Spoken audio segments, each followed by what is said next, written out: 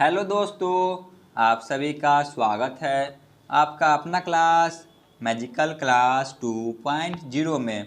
तो फ्रेंड्स, आज हम लोग देखेंगे दिल्ली सल्तनत के पांचवें और अंतिम वंश के बारे में, जो कि लोधी वंश है। ठीक है, इससे पहले जो भी चार वंश हैं इनके बारे में हम लोग डिटेल से पढ़ चुके हैं। आप लोग जाके मध्यकालीन भारत के इतिहास में पेरिस के सेक्शन में देख सकते हैं।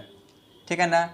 तो आज हम लोग पढ़ेंगे लोधी वंश के बारे में संपूर्ण इतिहास। इससे रिलेटेड पहले थ्योरी क्लास को कवर करेंगे और लास्ट में चलकर प्रीवियस ईयर क्वेश्चन को भी देखेंगे। ठीक है ना। यदि आप लोग चैनल पर नए हो तो अवश्य चैनल को सब्सक्राइब कर लें। ठीक है, चलिए क्लास को शुरू करते हैं। दिल्ली सल्तनत, इनके बारे में भी जान लेते हैं। दिल्ली सल्तनत के अंतर्गत 1206 से 1526 ईस्वी तक का अध्ययन किया जाता है। ठीक है ना, इसी को दिल्ली सल्तनत कहा गया है। तो दिल्ली सल्तनत लगभग 320 वर्षों तक चला। इसमें 5 वंशों ने शासन किया था। ठीक है ना, दिल्ली सल्तनत में 5 वंशों ने शासन किया था, जानते हैं। तो दिल्ली सल्तनत के जो राजवंश थे इनके बारे में जान लेते हैं पहले। तो सबसे पहले आए थे गुलाम वंश। ठीक है ना, 1206 से 1290 ईस्वी तक चला। फिर आए खिलजी वंश, 1290 से 1320 ईस्वी तक चला। फिर आए तुगलक वंश, 1320 से 1414 ईस्वी तक। उसके बाद आए सैयद वंश, 1414 से लेके 1451 तक। इन चारों के बारे में डिटेल से पढ़ाया जा चुका है, आप लोग देख सकते हैं। आज हम लोग पढ़ेंगे लोधी वंश, जो कि दिल्ली सल्तनत के अंतिम वंश है।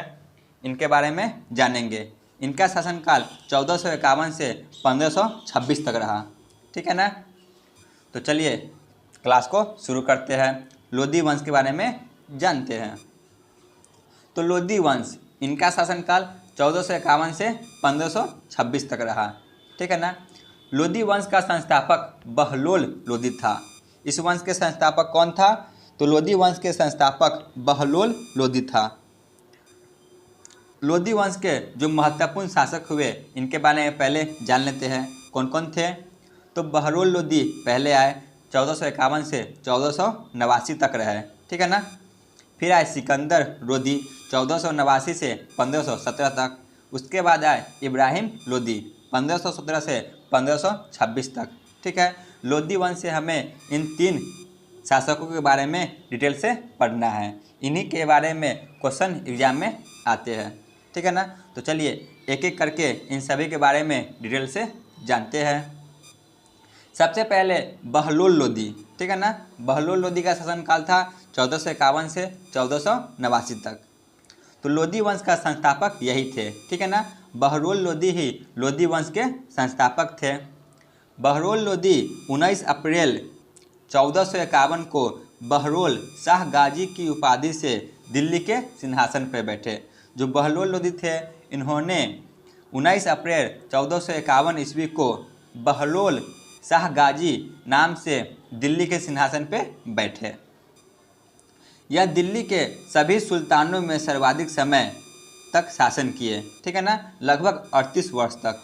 ठीक है, दिल्ली सल्तनत में जितने भी शासक हुए उन सभी से सबसे ज़्यादा समय तक इन्होंने ही शासन किया था, 30 वर्ष तक।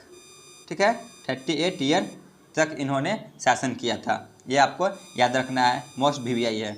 ये बहुत ही बार एग्जाम में पूछा गया है कि किस शासक ने दिल्ली सल्तनत के जो कि सबसे ज़्यादा समय तक शासन किए थे, तो वह है बहलोल लोधी। आगे बढ़ते हैं। दिल्ली पर प्रथम अफगान राज्य की स्थापना का श्रेय बहलोल लोधी को दिया जाता है। ठीक है ना, बहलोल लोधी जो थे वह अफगानी थे। ठीक है ना, इसीलिए अफगान राज्य की स्थापना बहलोल लोधी ने किया था। यह कभी ऊंचे सिंहासन पर नहीं बैठा, बल्कि यह कालीन पे बैठा करता था। जो बहलोल लोधी थे ये कभी ऊंचे सिंहासन पे नहीं बैठते थे, बल्कि यह अपने जो सरदार थे उन्हीं के साथ नीचे कालीन बिछाकर बैठते थे। बहलोल लोधी ने बहलोल सिक्के का प्रचलन चलाया। जो बहलोल लोधी थे इन्होंने अपने नाम का सिक्का भी चलाया था। बहलोल लोधी अपने सरदारों को मकसद अली, जो इनके राज दरबार में सरदार रहा करते थे, या मंत्री, यह इन्हें मकसद ए अली कहकर पुकारता था। ठीक है ना, अपने सरदारों को मकसद ए अली कहकर पुकारता था। बहरोल लोदी का पुत्र निजाम खान सिकंदर लोदी था। बहरोल लोदी का पुत्र कौन था? तो सिकंदर लोदी। इसका नाम पहले क्या था? तो निजाम खान। ठीक है ना, चलिए आगे बढ़ते हैं। तो बहरोल लोदी से हमें उतना ही जानना है, मेन है सिकंदर लोदी। ठीक है ना, सिकंदर लोदी से क्वेश्चन बहुत सारे बनते हैं। चलिए पढ़ते हैं सिकंदर लोदी के बारे में। तो इनका शासनकाल 1489 से 1517 ईस्वी तक रहा। यह बहरोल लोदी का पुत्र था। ठीक है ना, जो बहरोल लोदी थे इनका यह पुत्र था सिकंदर लोदी। सिकंदर लोदी लोदी वंश का सबसे प्रतापी शासक था। ठीक है ना, यह इस वंश का सबसे प्रतापी और महान शासक था सिकंदर लोदी। निजाम खान ने 17 जुलाई 1489 ईस्वी में सुल्तान सिकंदर शाह की उपाधि से दिल्ली के सिंहासन पर बैठा। ठीक है ना, जो निजाम खान थे यह दिल्ली के सिंहासन पर सुल्तान सिकंदर शाह के नाम से दिल्ली के सिंहासन पे बैठे और तभी से इनका नाम सिकंदर लोदी पड़ा। आगे बढ़ते हैं। सिकंदर लोदी के महत्वपूर्ण कार्य। सिकंदर लोदी ने क्या क्या महत्वपूर्ण कार्य किए थे जिनसे क्वेश्चन बनते हैं? तो सिकंदर लोदी ने 1504 ईस्वी में आगरा शहर की स्थापना किया। ठीक है ना, जहाँ पे अभी ताजमहल है उस शहर की स्थापना सिकंदर लोदी ने ही किया था। मोस्ट वीवीआई क्वेश्चन है, ये कितना बार एग्जाम में पूछा गया है। सिकंदर लोदी ने आगरा को अपनी राजधानी बनाया। ठीक है, सिकंदर लोदी पहले आगरा को स्थापना करता है, फिर बाद में चलकर आगरा को ही अपनी राजधानी घोषित करता है। ठीक है, भूमि के मापन के लिए प्रमाणिक पैमाना गजे सिकंदरी की प्रचलन सिकंदर लोदी ने ही करवाया। जो गजे सिकंदरी है भूमि मापन के लिए, इसका प्रचलन सिकंदर लोदी ने ही करवाया था। ठीक है, आगे बढ़ते हैं। सिकंदर लोदी हिंदू धर्म और मुस्लिम धर्म दोनों को एक ही नज़र से देखता था। ठीक है ना, जो भी धर्म हो हिंदू या मुस्लिम दोनों को एक ही नज़र से देखता था और जिस धर्म से उसे कोई भी कार्य अच्छा नहीं लगता था तो उस पर वह प्रतिबंध लगा देता था। ठीक है ना, उसे किसी भी धर्म से जो कार्य अच्छा नहीं लगता था तो उस कार्य को वह प्रतिबंध लगा देता था। जानते हैं आगे।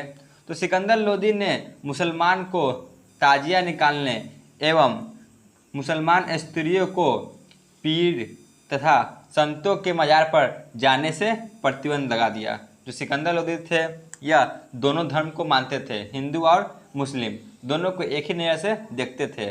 उन्हें कोई भी कार्य इन दोनों धर्मों से अच्छा नहीं लगता था तो उस पर यह प्रतिबंध लगा देते हैं। जैसे कि जो मुस्लिम का त्यौहार है ताजिया निकालने पर इन्होंने प्रतिबंध लगा दिया और मुस्लिम स्त्रियों को पीर और संतों के मज़ार पे जाने से भी प्रतिबंध लगा दिया। गले की बीमारी के कारण सिकंदर लोदी की मृत्यु 21 नवंबर 1517 ईस्वी को हो जाती है।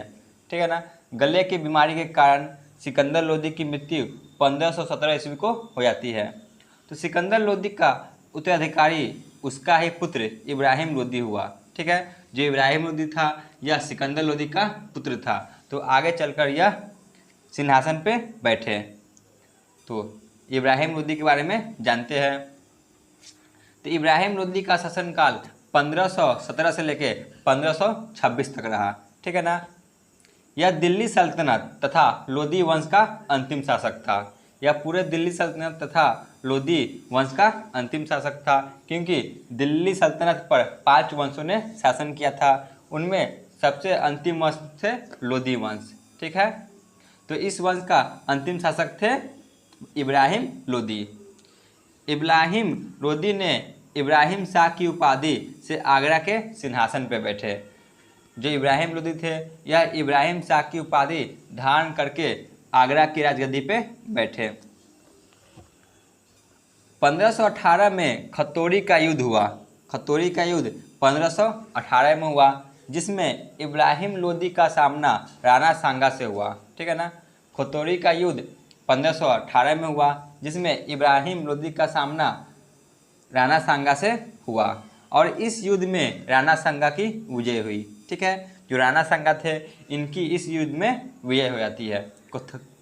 तो खतौरी का युद्ध 1518 में हुआ था, ये भी आपको याद रखना है। दिल्ली के सुल्तान में इकलौता सिकंदर लोदी थे जो हिंदू के त्यौहार होली में भी भाग लेते थे।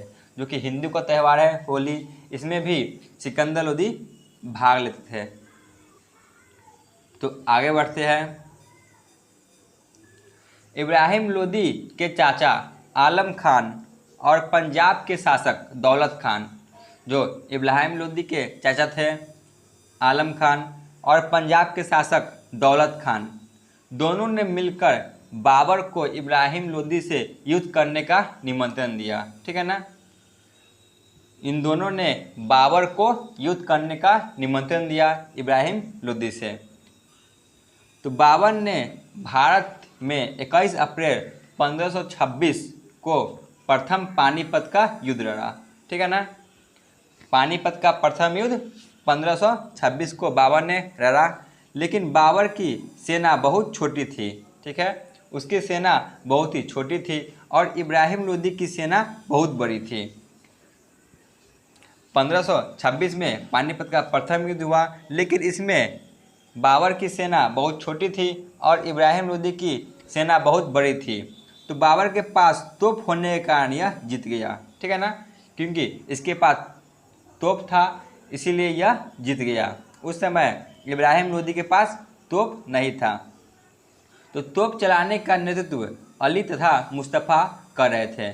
जो अली थे और मुस्तफ़ा यही तोप चलाने का नेतृत्व बाबर की तरफ से कर रहे थे। ठीक है ना, तो पानीपत का युद्ध 1526 में होता है। यह युद्ध बाबर और इब्राहिम लोदी के बीच में होता है। तो इस युद्ध में बाबर की विजय होती है। आगे बढ़ते हैं। तो बाबर ने युद्ध में तोपों का प्रयोग किया। ठीक है, बाबर ने युद्ध में तोपों का प्रयोग किया और भारत में पहली बार तोपों का प्रयोग बाबर ने किया था। ठीक है ना, तोपों का पहली बार प्रयोग बाबर ने ही किया। ये क्वेश्चन पूछा गया है कि भारत में सबसे पहली तोप का प्रयोग किसने किया है। तो तोप का प्रयोग पहली बार बाबर ने किया है पानीपत के प्रथम युद्ध में। तो इस युद्ध में इब्राहिम लोदी मारा गया। ठीक है ना, इस युद्ध में इब्राहिम लोदी जो कि लोदी वंश के अंतिम शासक थे, यह मारा गया। तो यह दिल्ली सल्तनत का पहला सुल्तान था जो युद्ध में मारा गया। ठीक है ना, इसके अलावा कोई भी सुल्तान नहीं मारा गया था युद्ध में, लेकिन यह युद्ध में मारा गया। इसी के साथ दिल्ली सल्तनत समाप्त हो जाती है। ठीक है ना, इसके मृत्यु के बाद दिल्ली सल्तनत समाप्त हो जाती है और भारत पर मुगलों का शासन शुरू होता है। ठीक है, तो मुगल का शासन यहाँ से शुरू होता है 1526 ईस्वी से। तो आज का थ्योरी क्लास यहीं पे ख़त्म होता है। तो चलिए चलते हैं प्रीवियस ईयर क्वेश्चन पे। तो पहला क्वेश्चन है, लोदी वंश के संस्थापक कौन थे, बताइए। लोदी वंश के संस्थापक कौन थे। Option A Bahlul Lodi, option B Sikandar Lodi, option C Ibrahim Lodi, option D इनमें से कोई नहीं। तो लोदी वंश के संस्थापक थे बहरोल लोदी, ऑप्शन ए। ठीक है, आगे बढ़ते हैं। क्वेश्चन नंबर 2 पे आते हैं। पूरे दिल्ली सल्तनत में सबसे अधिक समय तक किस शासक ने शासन किया, बताइए। पूरे दिल्ली सल्तनत में किस शासक ने सबसे अधिक समय तक शासन किया था। Option A Bahlul Lodi, option B Sikandar Lodi, option C Ibrahim Lodi, option D इनमें से कोई नहीं। तो इसका सही जवाब होगा ऑप्शन ए, बहरोल लोदी ने सबसे अधिक समय तक शासन किया था। इन्होंने लगभग 38 ईयर्स तक शासन किया। आगे बढ़ते हैं। क्वेश्चन नंबर 3 पे आते हैं। आगरा शहर की स्थापना किस शासक ने की, बताइए। आगरा शहर की स्थापना किस शासक ने किया। Option A Bahlul Lodi, option B Sikandar Lodi, option C Ibrahim Lodi, option D इनमें से कोई नहीं। तो आगरा शहर की स्थापना सिकंदर लोदी ने किया 1504 में। ठीक है, आगे बढ़ते हैं। क्वेश्चन नंबर 4 पे आते हैं। सिकंदर लोदी का उत्तराधिकारी कौन हुआ, बताइए। सिकंदर लोदी के बाद दिल्ली के सिंहासन पे कौन बैठते हैं?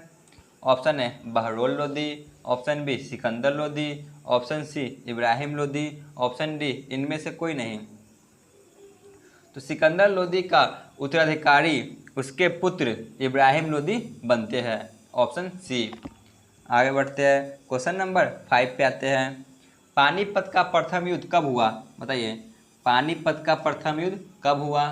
Option A 1526, option B 1527, option C 1528, option D 1529। तो पानीपत का प्रथम युद्ध 1526 में हुआ था, ठीक है ना, ऑप्शन ए।